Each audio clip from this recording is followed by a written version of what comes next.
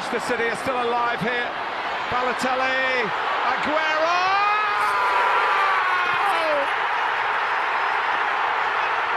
Pelatih KMSK Deinze, Mark Grosjean, melayangkan pujian kepada pemain Indonesia, Marcelino Ferdinand. Menurut Mark Grosjean, Marcelino Ferdinand merupakan pesepak bola yang memiliki kemampuan di atas rata-rata. Ia optimistis kedatangan pemain timnas Indonesia itu dan rekrutan lainnya bisa membantu KMSK Deinze terhindar dari degradasi. Saya sangat antusias dengan Marcelino. Dia memiliki kualitas di atas rata-rata, kata Mark Grosjean dikutip dari Headlaats News. Lebih lanjut, Mark Grosjean menyebut jika Marcelino Ferdinand didukung dengan kemampuan komunikasi yang baik. Ia meyakini kemampuan komunikasi itu dapat membuat eks-Persebaya itu semakin berkembang di Eropa.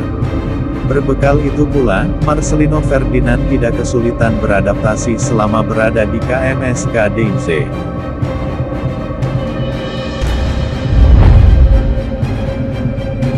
Thomas Doll mengeluhkan kinerja lini depan Persija Jakarta. Witan Sulaiman belum kunjung nyetel semenjak pulang dari Eropa. Kemandulan lini depan Persija Jakarta dalam persaingan menuju juara Liga 1 ikut diperparah dengan lambatnya adaptasi Witan Sulaiman. Witan Sulaiman ditebus Persija Jakarta dengan biaya transfer dari klub Slovakia, AS Trenčín, pada bursa transfer Januari lalu. Namun hingga 1 bulan, atau 4 laga, semenjak transfer itu, Witan tak kunjung memberi dampak bagi Persija.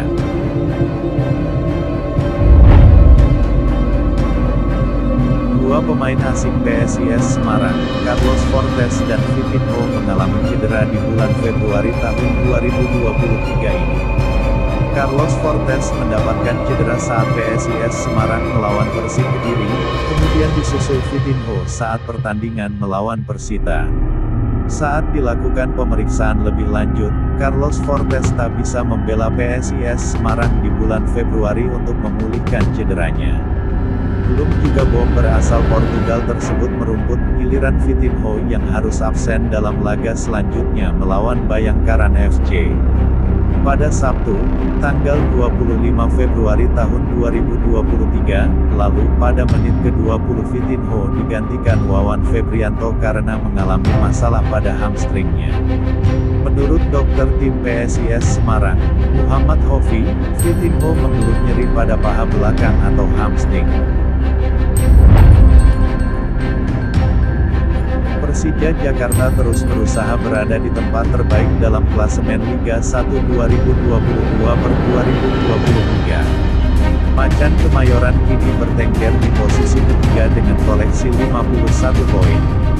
Tim ibu kota terpaut 5 poin dengan PSM yang berada di puncak klasemen dan 1 poin dari Persib yang berada di posisi kedua. Pencapaian Persija saat ini sejatinya patut diapresiasi, sebab Persija seringkali tampil tanpa kekuatan terbaiknya. Dari mulai banyaknya pemain yang absen karena panggilan timnas senior dan junior, 4 pemain asing pun kerap tak bisa diturunkan.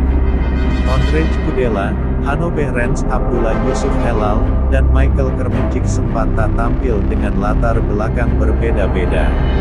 Terbaru, jelang melawan Persib pada Sabtu, tanggal 4 Maret tahun 2022, hanya Kudela yang kondisinya memungkinkan untuk dimainkan.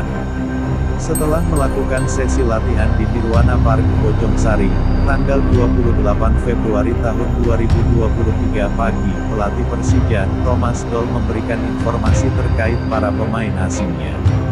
Penyerang asal Bahrain Abdullah Yusuf Helal dan gelandang asal Jerman, Hanno Behrens dikabarkan sudah kembali ke negaranya masing-masing untuk berobat. Yusuf Helal memiliki batu ginjal di perut kirinya. Hal itulah yang menyebabkan dia sering mengeluh saat bertanding ataupun sebelum bertanding. Sekarang dia pergi ke Bahrain untuk pergi bertemu dokter yang sudah dia kenal dan ahli dalam penyakit tersebut, ucap Thomas.